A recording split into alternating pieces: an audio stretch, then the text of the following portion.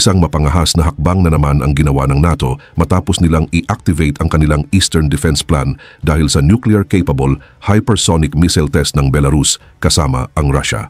Kaya ang tanong ngayon, papunta na ba tayo sa pinakamalapit na posibilidad ng World War III? Pero bago ko simulan, ay hihingi lang sana ako ng isang like at subscribe. Malaking tulong na ito sa aming mga content creator. Salamat po. Kaka-activate lang ng NATO ng Eastern Defense Plan nito matapos mag-test ang Belarus ng nuclear-capable hypersonic missile sa military drills kasama ang Russia. Kasabay nito, nag-practice din ang Belarus ng pag-deploy ng Russia's Oreshnik missile system, isang weapon na kayang maglakbay ng 10 beses ang bilis kumpara sa mga normal na ballistic missiles at pwedeng magdala ng nuclear warheads.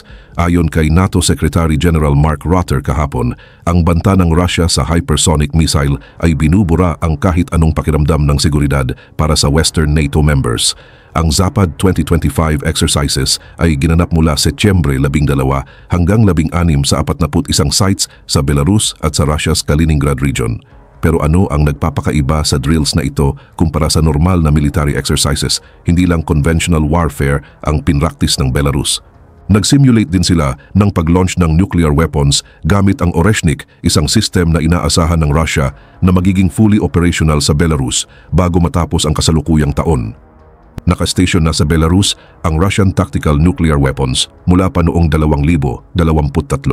At ngayon, tinuturuan na ang Belarus kung paano gamitin ito. Binabago ng Oreshnik ang lahat tungkol sa seguridad ng rehiyon dahil kaya nitong abutin ang kahit anong NATO capital sa loob ng ilang minuto. Ang Warsaw ay nasa 2,000 milya lang mula Belarus at ang Berlin ay 400 milya lang ang layo. Hindi na ito mga theoretical capabilities lang. Pinakita mismo ng Belarus na kaya nilang i-deploy at i-launch ang mga weapons na ito habang drills. Personal na pinangasiwaan ni Putin ang pagtatapos ng exercises na ayon sa Institute for the Study of War ay senyales ng strategic priority ng Moscow sa deployment na ito. Partikular na nababahala ang mga Eastern members ng NATO gaya ng Poland, Latvia at Lithuania na nagsabing ang Russian nuclear weapons sa Belarus ay nagdadala ng malaking pagtaas ng tensyon sa security environment. Binanggit din ng kanilang mga gobyerno na ang mga weapons na ito ay nagpapaliit ng oras ng pagresponde ng NATO defenses. Mahalaga rin ang timing dahil ito ang unang Zapad exercises mula ng full-scale invasion ng Russia sa Ukraine noong 2022. Inilipat ng Belarus ang drills papasok mula sa western borders nito at ayon kay Major General Pavel Muraveya, ang Chief of General Staff ng Belarus, ipinakita raw nito ang openness at tolerance pero hindi kumbinsido ang NATO. Sabi ni Secretary General Rutte, ang eastern flank, lalo na ang mga bansa gaya ng Estonia at Lithuania, ay nananatiling nasa frontline ng banta. Iginiit niya na dapat seryosohin ng NATO ng husto ang mga exercises na ito. Kaya inactivate ng NATO ang bagong Eastern Defense Plan at pinalalakas ang air defenses sa Poland, Baltic States at iba pang frontline nations. Pero ito ang totoong nangyayari. Ginagamit ng Russia ang Belarus para itulak ang nuclear force mismo sa pintuan ng NATO. Dahil ang deployment ng Oreshnik ay nagdadala ng hypersonic nuclear weapons na higit 1,000 milya na mas malapit sa Western Europe. Sinubukan ni State Secretary Ali Alexander Valfovich ng Belarus Security Council na ipakita ang drills bilang defensive. Ikinumpara pa ito sa NATO maneuvers sa pagsasabing inilipat ang lahat ng training areas papasok para magpababa ng tensyon. Pero ibang kwento ang sinasabi ng mga numero. Kasama sa exercises ang 100,000 personnel, nag-deploy ng 10,000 weapon systems at may higit 300 aircraft at higit 200 naval vessels na lumahok. Hindi lang ito simpleng training exercise, isa itong demonstrasyon ng pinagsamang nuclear at conventional readiness. Ang Oreshnik kasi ay bagong level ng threat na lumilipad sa bilis na pagitan ng Mach 10 at Mach 12. Ibig sabihin, hindi kayang ma-intercept ng maayos ng kasalukuyang missile defense systems ang mga weapons na ganito kabilis. Unang ginamit ng Russia ang Oreshnik operationally noong Nobyembre ng nakaraang taon laban sa Ukrainian defense facilities. Isang strike na nagpapatunay na gumagana ang weapon na ito. At ngayon, permanenteng nakastation na ito sa teritoryo ng Belarus. Kumpirmado rin ng European Parliament reports na hindi lang ito ang concern. Dokumentado na gumagamit ng Belarusian passports ang Iranian Quds Force operatives at may mga Iranian drone facilities na tumatakbo sa Venezuelan soil na suportado din ng Russia. Malinaw ang pattern, gumagawa ang Russia ng nuclear-capable forward positions sa paligid ng NATO territory. Humiling ang Belarus ng Oreshnik deployment gamit na dahilan ang banta mula Poland, Lithuania at Germany. Agad naman itong inaprubahan ng Moscow. Pinapalalim nito ang military integration ng Russia at Belarus, higit pa sa dati na ginagawa talagang nuclear platform ng Russia ang Belarus laban sa NATO. Sobrang taas ng panganib dahil kahit isang maling kalkulasyon lang sa panahon ng krisis ay pwedeng mag-trigger ng nuclear escalation na may warning times para sa NATO capitals na masusukat sa single-digit minutes lang. Ipinapakita ng tugon ng NATO na naiintindihan nila ang banta pero ibang usapan ang pag-activate ng defense plans kumpara sa aktwal na pagharang ng hypersonic nuclear weapons sa malapit na distansya. Ginigiit naman ng Russia na hindi sila nagbabanta kanino man gamit ang deployments na ito at sinasabi ng Belarus na purely defensive lang ang exercises. Pero sa totoo lang, nag-practice sila ng nuclear launch procedures, nag-deploy ng weapons na kayang abuti ng Berlin sa loob ng ilang minuto at inilipat ang capabilities na ito sa mismong border ng NATO. Fundamentally, nabago na ang security landscape sa Eastern Europe at nagmamadali ang NATO na mag-adjust bago pa mahuli ang lahat. Samantala, kakadeploy lang ng Egypt ng advanced Chinese air defense systems sa border nito malapit sa Gaza. Ginawa ito matapos tamaan ng Israeli forces ang mga target malapit sa Egyptian border.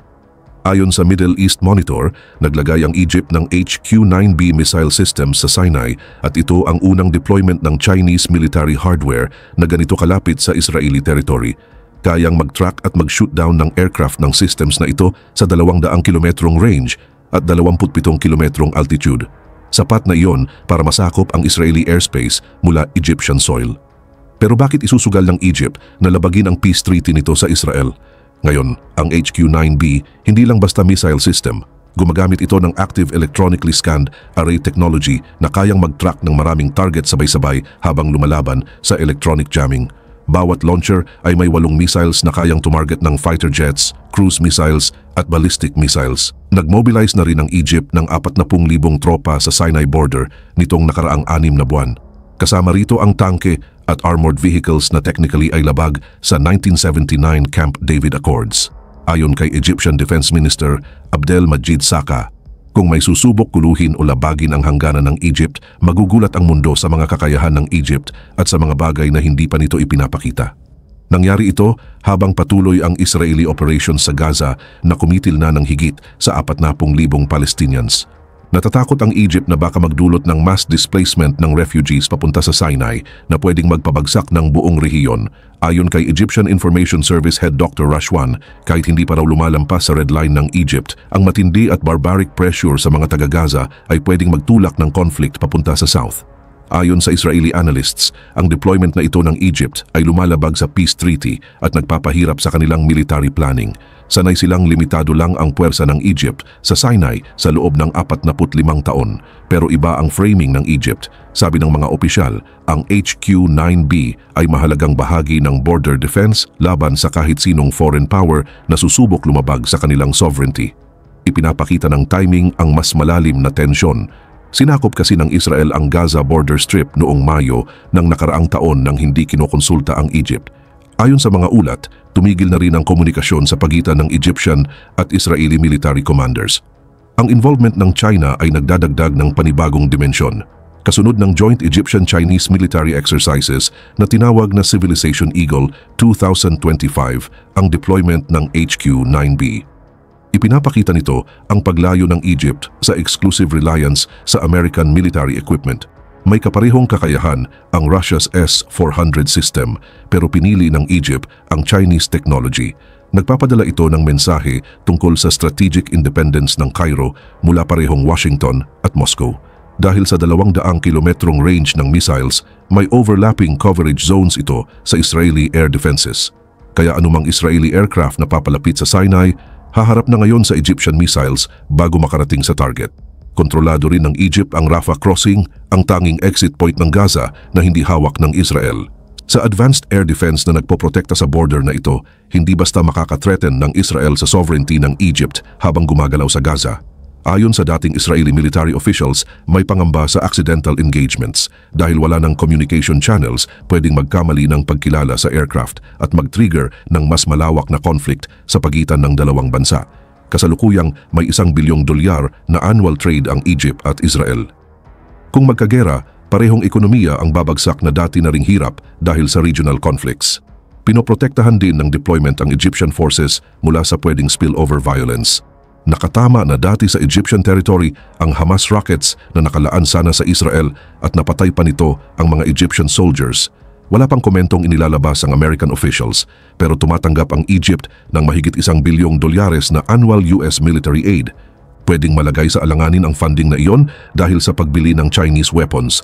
Ayon sa satellite imagery, dumating sa Egypt ang HQ-9B systems 72 oras lang ang nakalipas. Ipinapakita ng mabilis na deployment na planado na ito ng Cairo ilang buwan pa. Ngayon, ayon sa mga Egyptian generals, ang pangunahing misyon nila sa Sinai ay pigilan ang pagpasok ng Israel.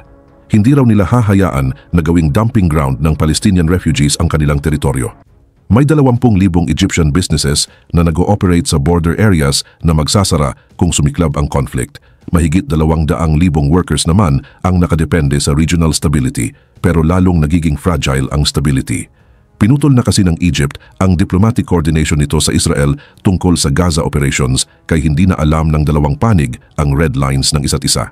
Nagpapalala pa ng sitwasyon ang presence ng Chinese military advisors na nagsasanay sa Egyptian crews. Kung tatamaan ng Israeli strike ang mga systems na ito, pwedeng madamay ang Chinese personnel at maging internationalized ang conflict. Nag-shift na ang military doctrine ng Egypt mula cooperation papuntang deterrence sa Israeli border. At matapos ang ilang dekada ng kapayapaan, parehong armies ay naghahanda na ngayon para sa posibleng confrontation.